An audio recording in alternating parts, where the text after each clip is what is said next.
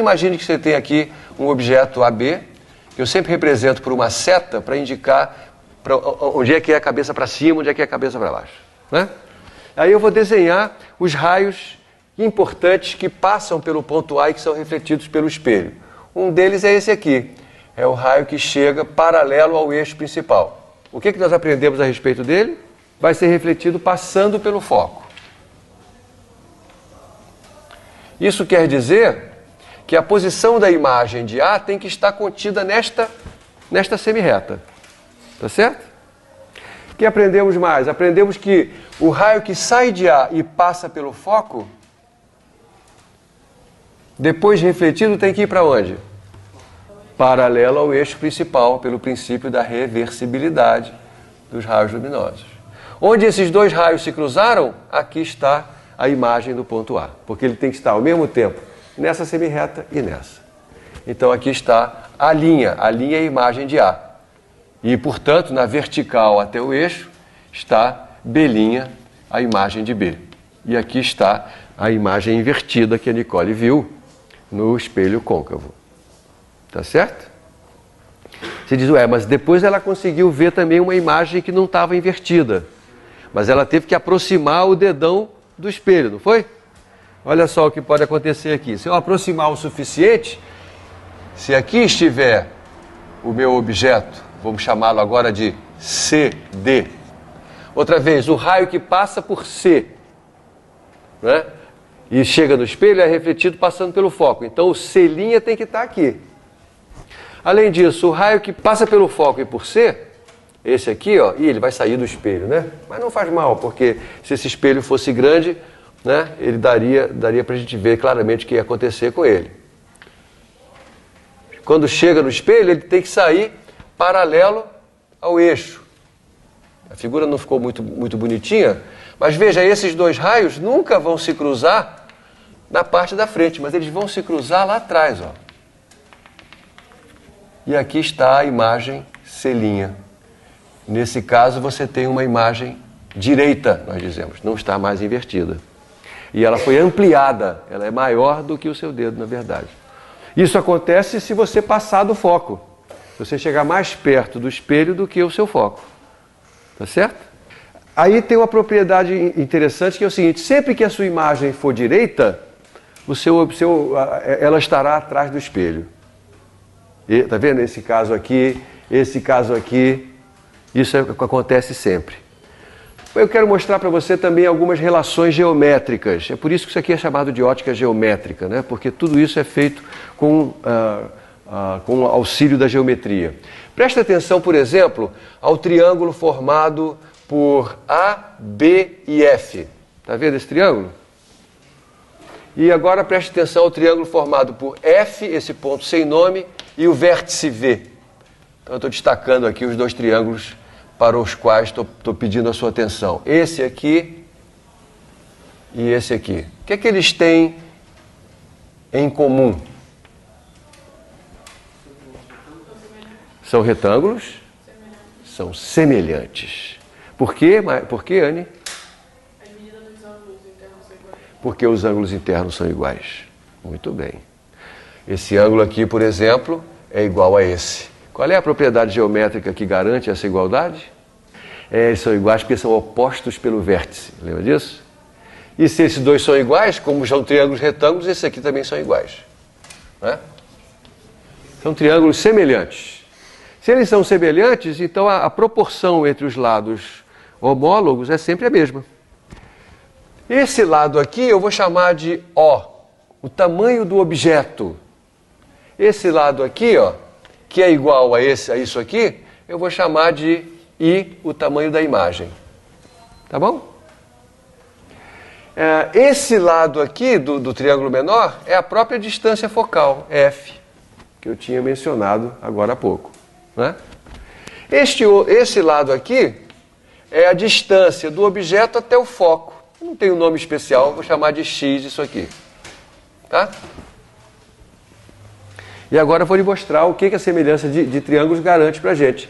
Garante que a proporção que há entre este lado e este, ou seja, O dividido por I, tem que ser igual à proporção que há entre este lado e este. Tem que ser x sobre f. Bacana? Agora vamos olhar outros dois triângulos. Por exemplo, esse aqui, ó, eu vou destacar em azul. Esse triângulo aqui e esse aqui. O que eles têm em comum? Também são semelhantes e pelo mesmo motivo. Vamos exprimir essa semelhança. Então, esse comprimento, esse tamanho aqui é o mesmo que esse. Tá certo? Então a razão entre este lado e este é O sobre I, a mesma razão que estava lá em cima, né? Isto é igual à razão entre isto aqui, no triângulo da direita, e isto aqui, no triângulo da esquerda. A distância da imagem ao foco, que eu vou chamar de x', tá vendo?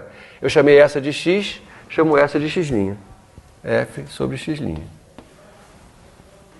Como essas duas coisas são iguais, então eu tenho a seguinte relação: x dividido por f tem que ser igual a f dividido por x', ou ainda que x vezes x' tem que ser igual a f elevado ao quadrado. Então aí está uma maneira de você descobrir, dado a posição de um objeto e a distância focal do espelho, onde é que vai estar a sua imagem.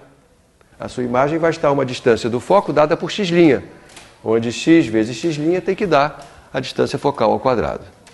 Normalmente, ao invés de se usar as distâncias entre o objeto e o foco, e a imagem e o foco, se usa a distância do objeto ao espelho, que é chamado de P, e a distância da imagem ao espelho, que é também chamada tradicionalmente de P'. Olha para esse triângulo aqui, ó. Eu estou pegando um raio que vai até o vértice e que vai agora até a linha, tá vendo? Aqui está a lei da reflexão de novo. Esses dois triângulos são outra vez semelhantes, porque esse ângulo aqui é igual a esse, né? Pela lei da reflexão. Então, a relação que tem entre esse tamanho e esse é a mesma relação que tem entre esse tamanho e esse. Então, eu posso escrever aqui O dividido por I também é igual a esse tamanho, que eu chamei de P, dividido por esse tamanho, que eu chamei de P'. E agora eu vou juntar isso aqui tudo. Vou pegar, por exemplo, essa equação aqui, ó, e juntar aqui. Então, isso aqui é igual também a x sobre f. Acontece que x, que é essa distância, essa distância aqui, está relacionado com o p, quer ver? X somado com essa dá o p. Você vê isso? X somado com f dá p. Então, x pode ser escrito assim, é p menos f. Então, eu escrevo que P sobre P' é igual a x, que é P menos f, sobre f. Tá certo? Isso aqui estou manipulando essa fração, P sobre f menos 1. Legal? Agora eu vou dividir todo mundo por P. Quando eu divido por P, aqui fica 1 sobre P', igual, aqui fica 1 sobre F, menos 1 sobre P, e eu vou passar esse cara para o primeiro membro. Fica 1 sobre P mais 1 sobre P', igual a 1 sobre F. Essa aqui é chamada a equação dos pontos conjugados de Gauss. Ela permite que a gente determine outra vez a distância da imagem ao espelho, sabendo qual é a distância do objeto ao espelho e qual é a distância focal do espelho. A distância focal F, ela é positiva para um espelho côncavo, representando o fato de que o ponto focal, o foco, está na frente do espelho. E ela é negativa para um espelho convexo, representando o fato de que ele está atrás do espelho. E da mesma maneira, P e P' obedecem à mesma convenção. São positivos quando o objeto está na frente do espelho, então quando o objeto e a imagem são reais,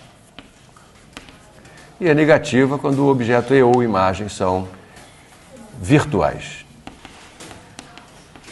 Isso aqui é um guia para você fazer exercícios numéricos sobre esse tema, tá?